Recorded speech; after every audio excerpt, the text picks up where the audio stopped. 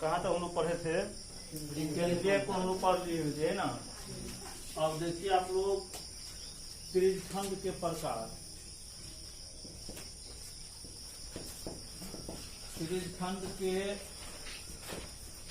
प्रकार, types of sector.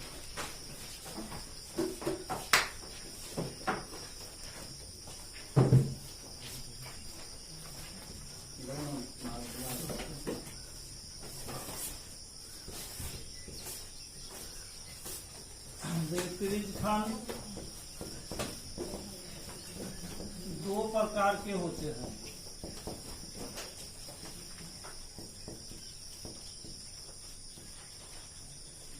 एक होता है लघु त्रिज्यखंड,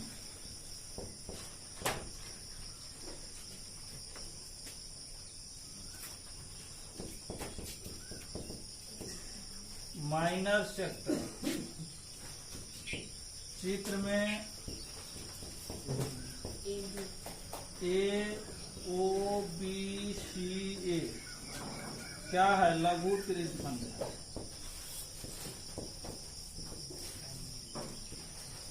ये हो गया लघु त्रिज्यखंड, ठीक है।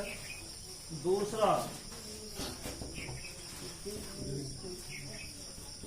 दीर्घ त्रिज्यखंड।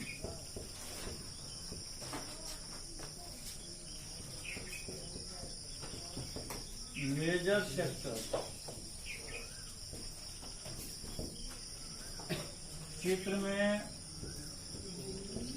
मतलब बड़ा हो गया, ए ओ मतलब A O B D A O B D A क्या है? दीर्घ।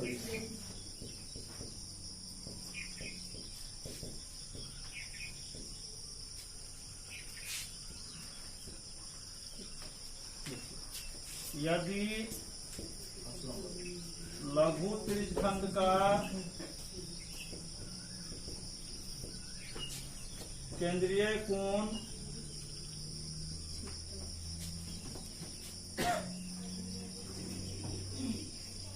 बराबर थीटा हो तो दीर्घ त्रिज्यखंड का केंद्रीय कोण कितना होगा? दीर्घ त्रिज्यखंड का केंद्रीय कोण बराबर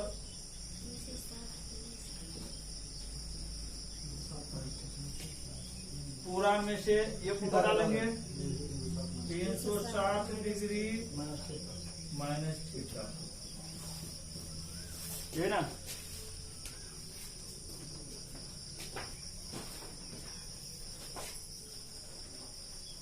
ये त्रिज्यखंड का काम खत्म। अब हम लोग आएंगे वृत्तखंड पर।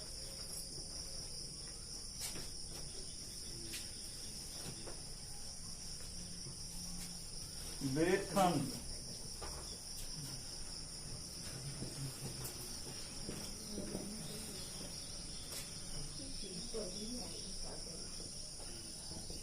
सेगमेंट। देखिए वृत्तखंड में क्या होता है?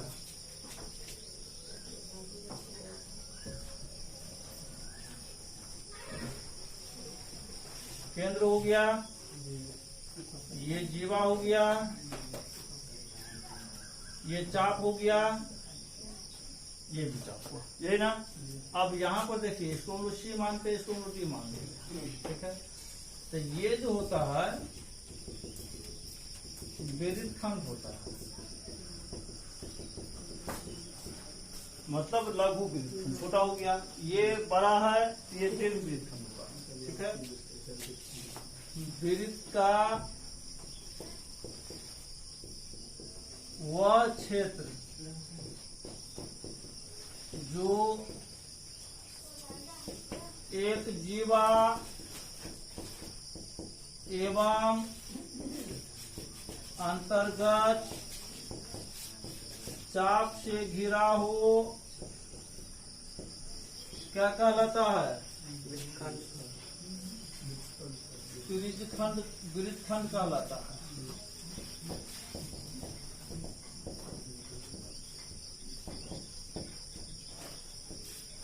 ठीक है। तो ये हो गया वृत्त खंड, देख लीजिए अंतर्गत चाप और जीवा से घिरा हुआ है। ये चाप हो गया, ये जीवा हुआ है, ये घिरा हुआ क्षेत्र चित्र में चिन्हित क्षेत्र हो गया, इसी को हम लोग कहते हैं वृत्त खंड। फिर इस खंड में देखे थे जो 2 त्रिज्याओं और अंतर्गत चाप से घिरा हुआ है। वृत्त खंड में देख रहे हैं जीवा और अंतर्गत चाप से घिरा हुआ है। ठीक है, अब वृत्त खंड का प्रकार भी हम लोग देखते हैं। वृत्त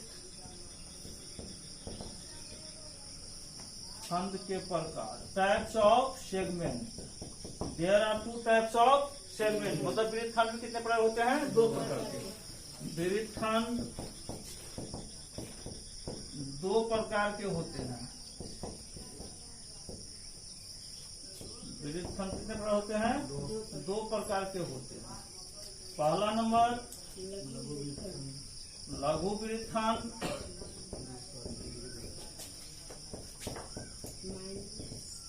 माइनर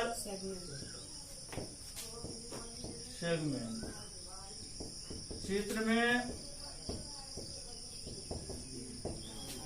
ACBA ये वाला क्षेत्र बना हुआ है, क्या हो जाएगा यार? लघु वृत्त खंड, लघु वृत्त खंड। दूसरा दीर्घ वृत्त खंड,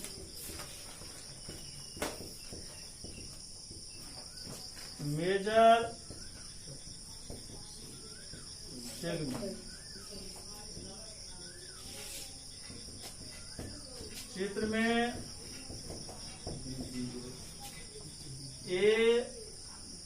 ADBA क्या है? दीर्घ वृत्त खंड।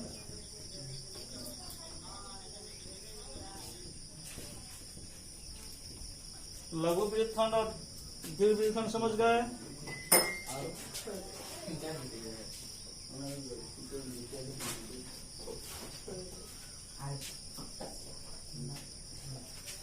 अब हम लोग देखेंगे त्रिज्य खंड का क्षेत्रफल और परिमिति। त्रिज्य खंड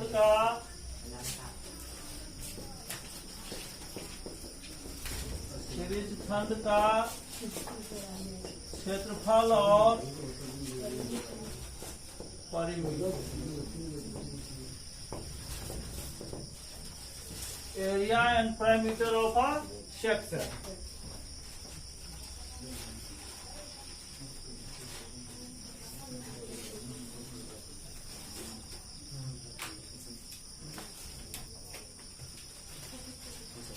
शंकर हो गया,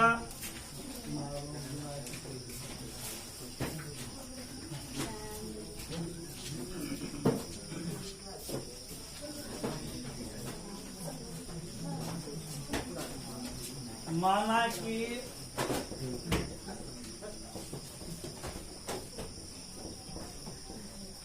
त्रिज्य खंड का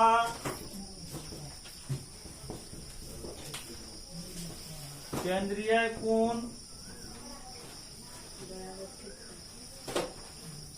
AOB बराबर थीटा। कौन हो गया AOB?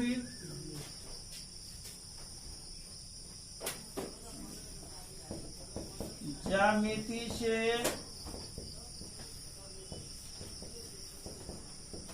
हम जानते हैं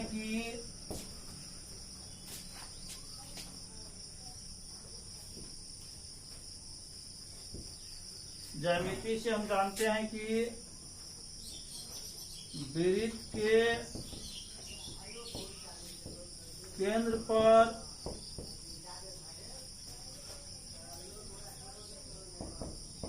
बना कोण संगत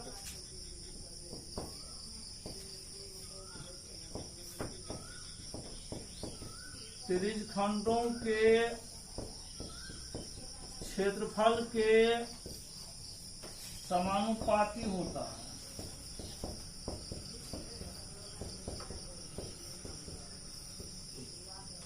ठीक है, मतलब ज्यामिति हम जो जानते हैं वृत्त के केंद्र पर बना कोण संगत त्रिज्य खंडों के क्षेत्रफल के समानुपाती होता है। इसलिए त्रिज्य खंड AOB का क्षेत्रफल AOB यहाँ पर क्लिक कर दीजिए।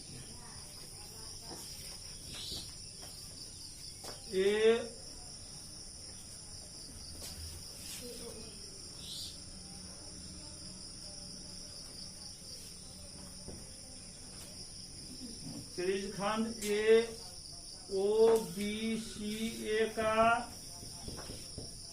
क्षेत्रफल बट्टा त्रिज्यखंड AOEA का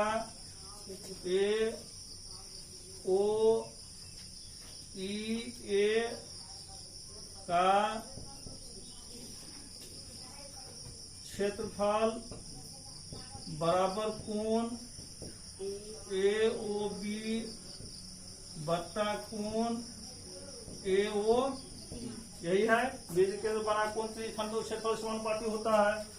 अब यहाँ पर ध्यान दीजिए, त्रिज्यखंड, अब सीधा यहाँ केवल आप लिख सकते हैं AOB का क्षेत्रफल, त्रिज्यखंड है इसे ध्यान रखना है, त्रिभुज नहीं है, बट्टा, अब यहाँ पर यदि हम लोग पूरे वृत्त का क्षेत्रफल लेते हैं, पूरे वृत्त का क्षेत्रफल बराबर हो जाए कोण AOB कितना है, थीटा है, अब बटा कोण AOE, मतलब पूरा वृत्त जब ले लिए हैं तो पूरे वृत्त के मतलब केंद्र पर बना कोण हम लोग ले लेंगे, वृत्त के केंद्र पर बना कोण, जब पूरा वृत्त का क्षेत्रफल लिए हैं तो वृत्त के केंद्र पर बना कोण हो जाएगा, पूरे वृत्त के केंद्र पर बना कोण।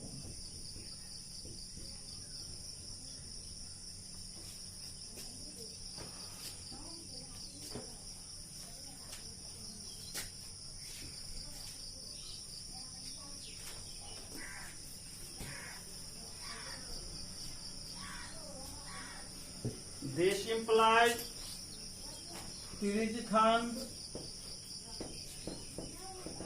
AOB का क्षेत्रफल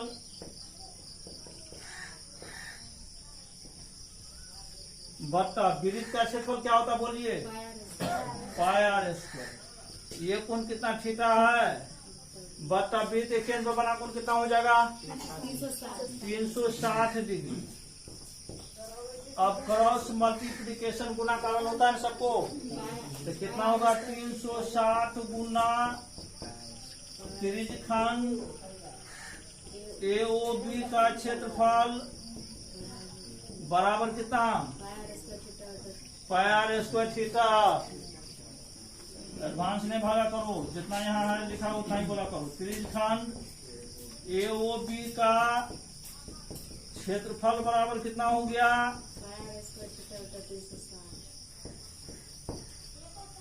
तो त्रिज्यखंड का क्षेत्रफल क्या हो गया बोलिए, पाई r स्क्वायर थीटा बटा 360 डिग्री। ये इसे निकल गया वृत्तखंड का क्षेत्रफल, त्रिज्यखंड का क्षेत्रफल। अब देखिए दीर्घ त्रिज्यखंड का क्षेत्रफल कितना होगा, दीर्घ त्रिज्यखंड का क्षेत्रफल बराबर कितना हो जाएगा, पूरा का क्षेत्रफल पाई r स्क्वायर माइनस पूरा के क्षेत्रफल में से इसका क्षेत्रफल घटा लेंगे, तो 3 पाई r स्क्वायर थीटा बट्टा 360 डिग्री, ये हुआ दीर्घ त्रिज्यखंड का क्षेत्रफल। तो त्रिज्यखंड का क्षेत्रफल का मतलब हो जाएगा, सीधा अगर त्रिज्यखंड का क्षेत्रफल के है तो लघु त्रिज्यखंड का निकालना है, यदि दीर्घ त्रिज्यखंड का क्षेत्रफल निकालना रहेगा तो वो लिखा रहेगा दीर्घ त्रिज्यखंड का क्षेत्रफल ज्ञात करें। समझ गए, लघु के लिए लिखा नहीं रहेगा, सीधा लिखा हुआ रहेगा जो त्रिज्यखंड का क्षेत्रफल ज्ञात करें। लेकिन यदि दीर्घ त्रिज्यखंड जब भी निकलना तो रहेगा तो लिखा रहेगा दीर्घ त्रिज्यखंड का क्षेत्रफल ज्ञात करें, जो नोट में लिखा भी देंगे। तो त्रिज्यखंड का क्षेत्रफल आप लोग जान गए पाई r स्क्वायर थीटा बट्टा 360 डिग्री। अब हम लोग आएंगे परिमिति के बारे में जानेंगे। किसका परिमिति, त्रिज्यखंड की परिमिति, वृत्त की परिमिति नहीं, त्रिज्यखंड वृत्त की परिमिति क्या होता है, वृत्त की परिमिति वृत्त की परिमिति, वृत्त की परिमिति, वृत्त परिमिति क्या होता है? कौन बताएगी जी? शिल्पा शेट्टी, वृत्त परिमिति 2 पाई r उधर नहीं पता है। हाँ, इतना देर से सोचने लगता है। अब हम लोग आते हैं इसका कौन चीज? परिमिति, त्रिज्य खंड की परिमिति के लिए लिखिए पुनः। हम जानते हैं कि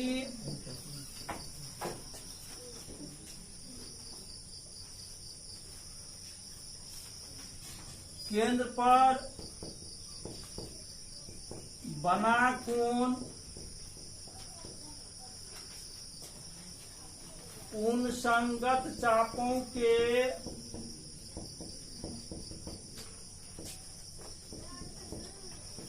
समानुपाती होता है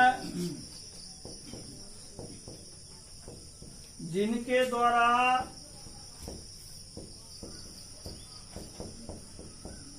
वे कोण बनता है, जिनके द्वारा वे कोण बनता है। मतलब हम जानते हैं कि केंद्र बना कोण उन संगत चापों से समानुपाती होता है जिनके द्वारा वे कोण बनता है। मतलब जिस चाप के द्वारा ये कोण बनता है वो चाप और केंद्र पर बना कोण क्या होता है? समानुपाती होता है।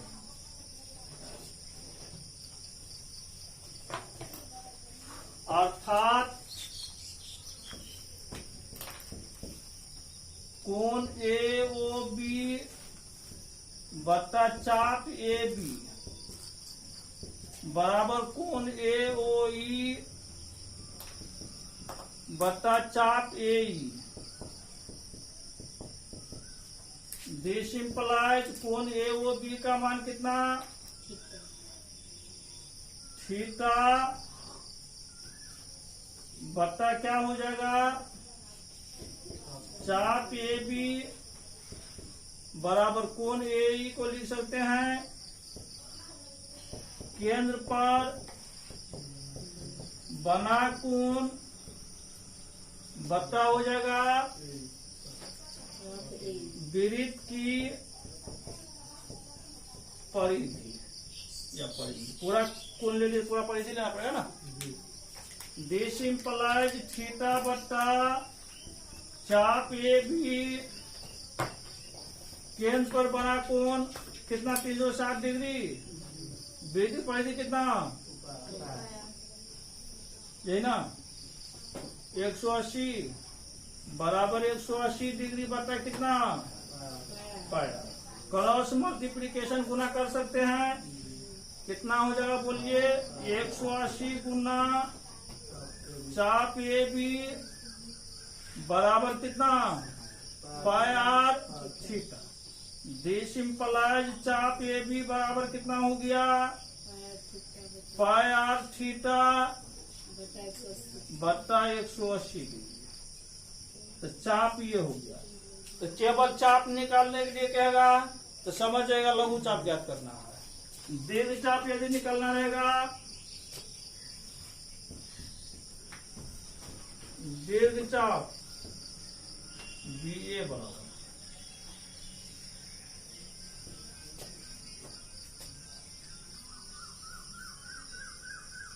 मतलब पूरा पद में से क्या क्या घटा लेना? ये घटा लेना है। तो पूरा कितना 2 पाई होता है? मतलब परिधि या माइनस चाप AB, परिधि माइनस चाप AB। परिधि कितना हो जाएगा? 2 पाई r। चाप AB कितना? पाई r थीटा बटा 180 डिग्री। जब निकालना रहेगा तो चाप का भी।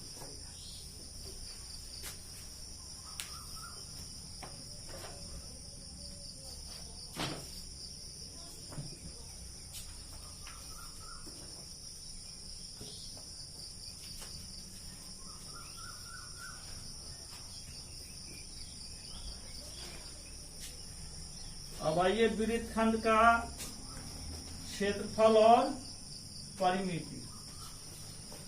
पेज खत्म। वृत्त खंड का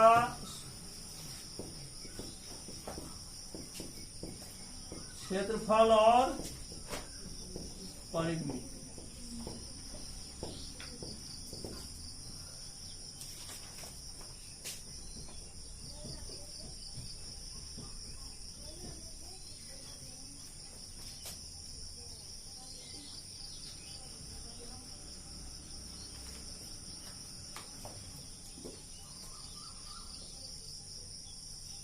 केंद्र,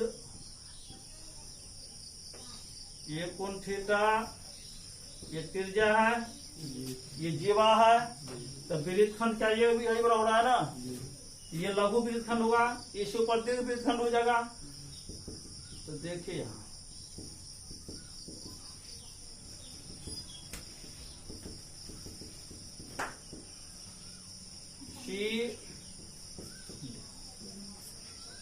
माना कि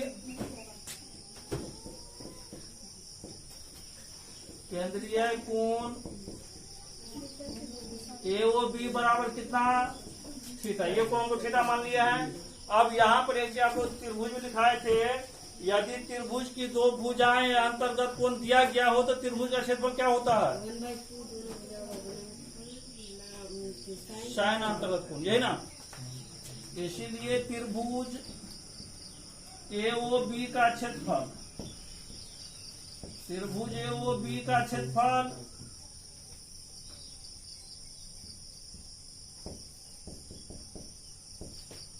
बराबर कितना हो जाएगा, 1/2 गुना ओ ए गुना ओ बी गुना साइन कोण ए ओ बी, अंतर्गत कोण हो गया हाफ आर गुना साइन थीटा, मतलब 1/2 r² साइन थीटा।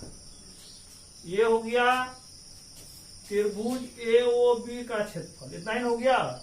त्रिज्यखंड ए ओ बी सी ए का क्षेत्रफल, त्रिज्यखंड ए ओ बी सी ए का क्षेत्रफल, सीधा बोले से त्रिज्यखंड ए ओ बी का क्षेत्रफल, त्रिज्यखंड ए ओ बी का क्षेत्रफल मतलब ये पूरा हो गया, ठीक है, लिख दिए हैं। कितना होता अभी पढ़े हैं, पाई r² थीटा बटा 360 डिग्री, यही ना। अब यहाँ पर हम लोग क्षेत्रफल किसका निकालना है, लघु वृत्तखंड ए सी बी ए, यही ज्ञात करना है। लघु वृत्तखंड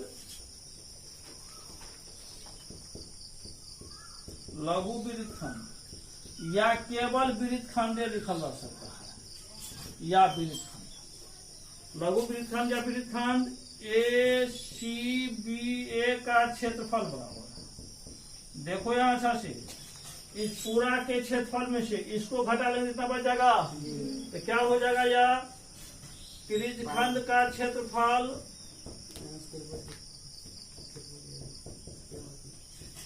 माइनस त्रिभुज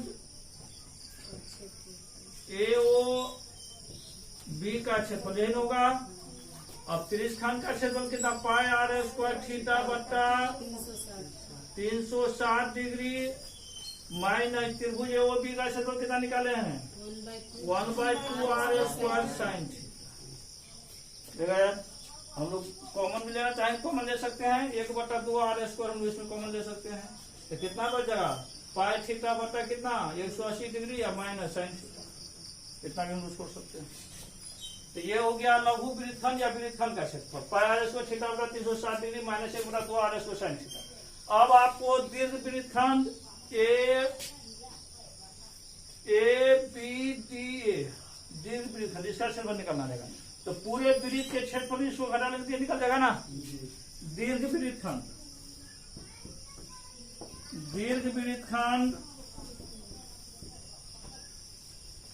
ए बी डी ए का क्षेत्रफल बराबर क्या होगा, वृत्त का क्षेत्रफल माइनस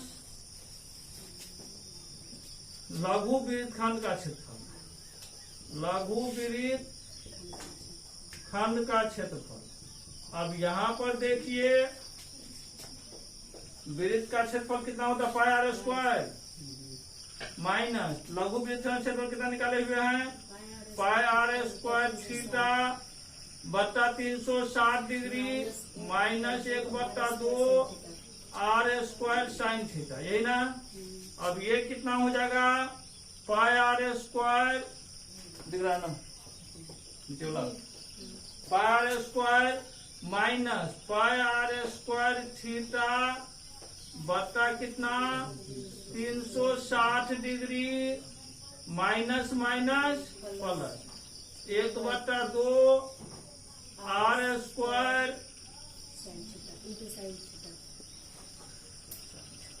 हो गया।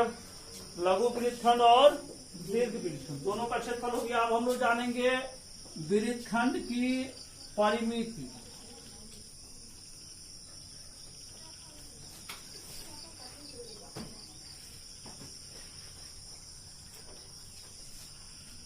वृत्तखंड की परिमिति देखिए,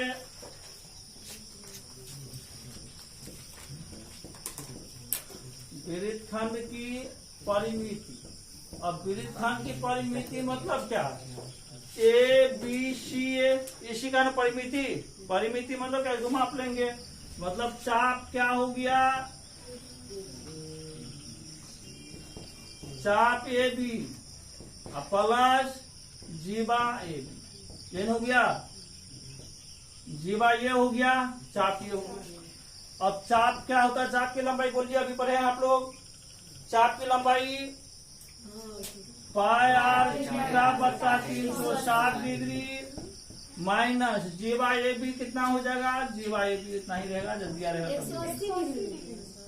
सॉरी 180 डिग्री जीवा ए बी हो गया वृत्तखंड की परिमिति। कुछ दिक्कत यहाँ तक?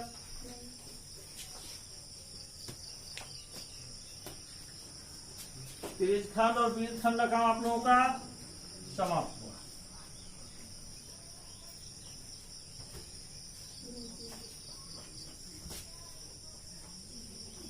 घन पर लिया ना। अब हम लोग आ जाएंगे बेलन पर। बेलन या लंब वृत्तीय बेलन।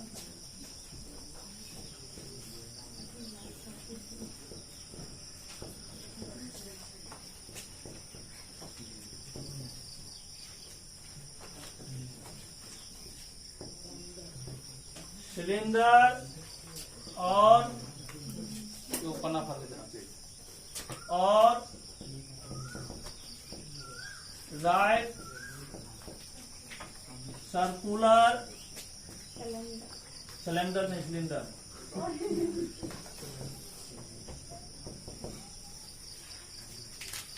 बेलन या लंब वृत्तीय बेलन एक ही होता है, ठीक है।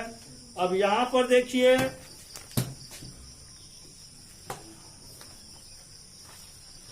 ये आकृति कैसा है? आयताकार है। तो इसको हम लोग मोड़ देते हैं, इसे गोल गोल मोड़ दिए तो ये बन गया बेलन।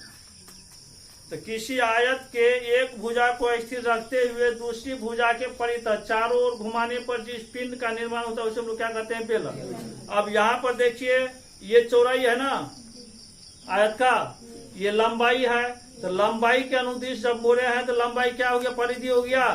किसका परिधि हो जाएगा? बेलन का। और ये क्या हो जाएगा? इसका चौड़ाई। चौड़ाई क्या हो गया? इसका ऊंचाई हो गया। अब यहाँ पर ये देखिए निचली सतह ऊपरी सतह दोनों आयताकार है, वृत्ताकार है दोनों। मतलब क्या बेलन में कितने वृत्त हो गया? 2। रखे रहो फिर काम आएगा। तो लिखिए, तो आयत के भुजा को हम लोग मोड़े थे। तो किसी आयत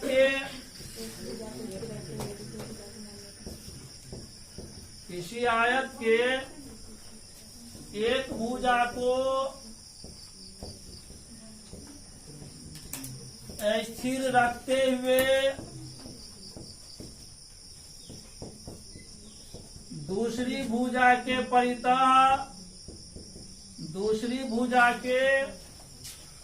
परितः चारों ओर घुमाने पर जिस पिंड का निर्माण होता है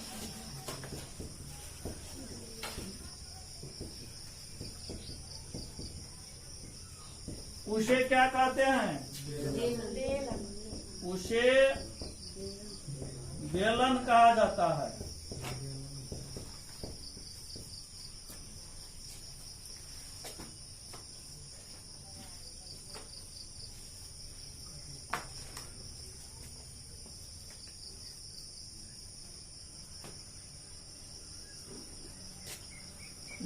घूमने वाली रेखा को या घूमने वाली भुजा को रेखा लिखिए, जनक रेखा जेनरेटिंग लाइन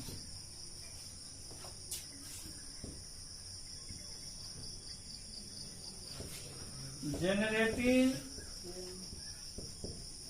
लाइन एवं स्थिर भुजा को ऊंचाई कहा जाता है।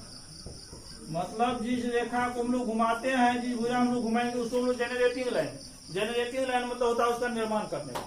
तो जिस भुजा पर तो हम लोग घुमाते हैं उसको हम लोग कहेंगे जेनरेटिंग लाइन, और स्थिर भुजा क्या कहेंगे? ऊंचाई। किसका ऊंचाई?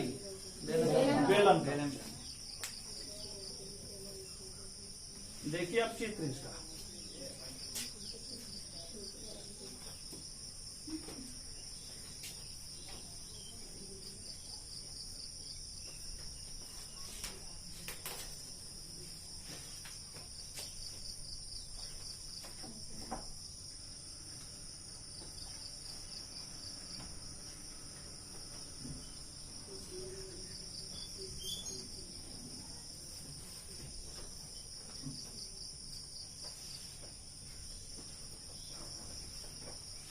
है ना? आयत घुमाए थे ना, अभी दिखलाए थे ना,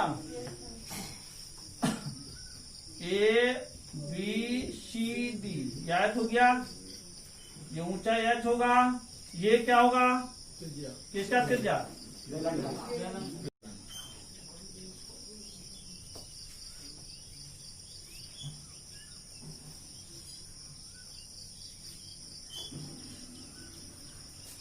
ये हो गया बेलन। ठीक है, अब इसी में लिखिएगा बेलन के ऊपरी सतह को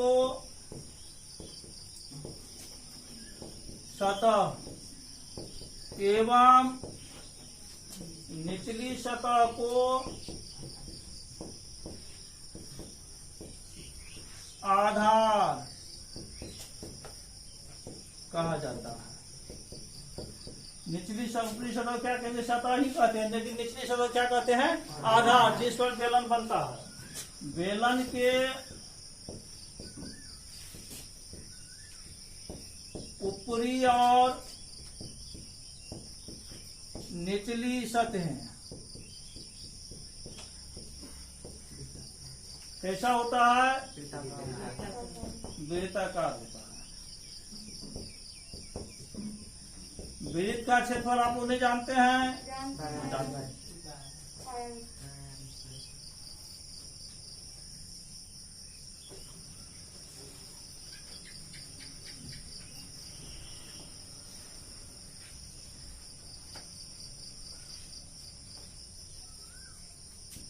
माना कि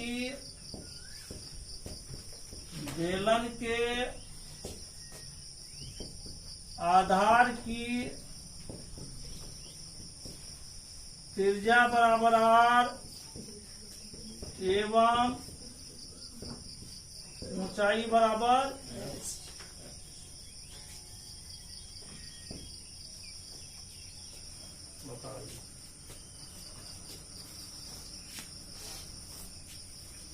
देखिए यहाँ पर अब आयताकार है, इसी को लोग मोड़ते हैं तो ऊपर वाला क्या होता है? वृत्ताकार होता है ना। तो ऊपर वाला वृत्ताकार हो जाता है, तो इसको हम लोग क्या करेंगे? यहाँ पर आयत बना लिए,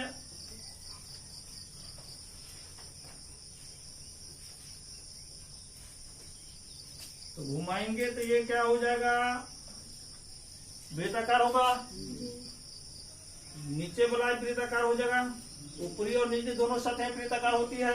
ये इसका क्या है? हाइट है, ये हाइट हो जाएगा। इसको जो मोड़ेंगे पूरा, तो इसका लंबाई कितना होगा?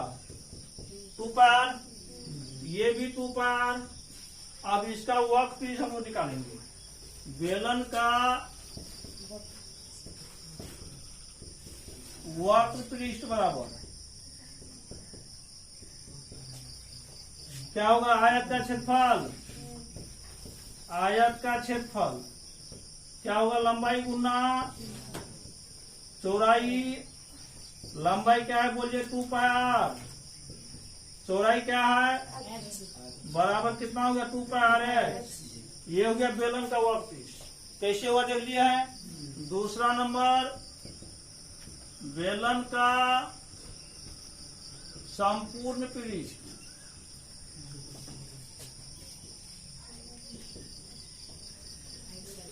कितना हो जाएगा वक्र पृष्ठ प्लस ऊपरी सतह का क्षेत्रफल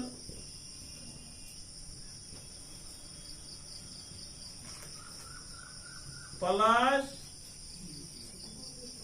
निचली सतह का क्षेत्र।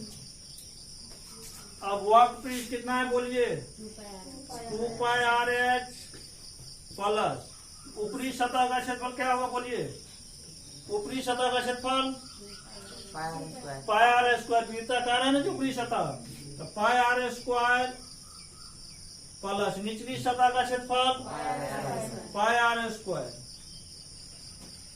बराबर कितना हो जाएगा या 2 pi r h plus 2 pi r है ना। कॉमन क्या रहा है इसमें से 2 पाई आर कॉमन आ रहा है दिख रहा है तो क्या बच रहा है नीचे तो 2 पाई आर कॉमन आएगा तो क्या बच गया एच प्लस। ये हो गया बेलन के संपूर्ण पृष्ठ का क्षेत्रफल। अब बेलन का आयतन अभी बेलन को हम लोग थोड़ा पढ़ना है और आज में वो कल पढ़ेंगे। हाँ पूरा का क्षेत्रफल हो गया ऊपरी सतह निचली सतह फिर उसका जो आयताकार भाग बचा उसका क्षेत्रफल मतलब वक्र पृष्ठ वक्र पृष्ठ प्लस ऊपरी सतह का क्षेत्रफल प्लस निचली सतह का क्षेत्रफल पूरा लिख दिया। तीसरा नंबर बेलन का आयतन। आयतन हम लोग भी स्वीट करते हैं क्षेत्रफल हम लोग ऐसे स्वीट करते हैं पता होगा सबको। तो बेलन का आयतन बराबर क्या हो जाएगा किसी एक सतह का क्षेत्रफल या तो ऊपरी सतह का क्षेत्रफल या निचली सतह का क्षेत्रफल गुना उसका हाइट कितना है कितना उसे रखने की क्षमता है किसी तरह की। तो क्या हो जाएगा किसी एक सतह का क्षेत्रफल किसी एक सतह का क्षेत्रफल गुना क्या हो जाएगा ऊंचाई। किसका ऊंचाई अब किसी एक सतह का क्षेत्रफल मतलब वृत्ताकार है सतह उसका तो कितना होगा पाई आर स्क्वायर। ऊंचाई कितना है बराबर पाई आर स्क्वायर। ठीक है जैसे ड्राम सब आप लोग देखे होंगे बेलनाकार होता है। पाइप देखे हैं बेलनाकार होता है तो मान लो पाइप जो है लोहा का या प्लास्टिक का वो पाइप जो प्लास्टिक से बना हुआ है उसका वॉल्यूम हम लोग कैसे ज्ञात करेंगे या लोहा वाला धातु से बना उसका हम लोग कैसे निकालेंगे। तो बाहरी आयतन में से हम लोग भीतरी आयतन घटाएंगे तब क्या होता है जिस वस्तु से वो पाइप बना हुआ उसका आयतन निकल जाता है जो हम लोग कर जाएंगे।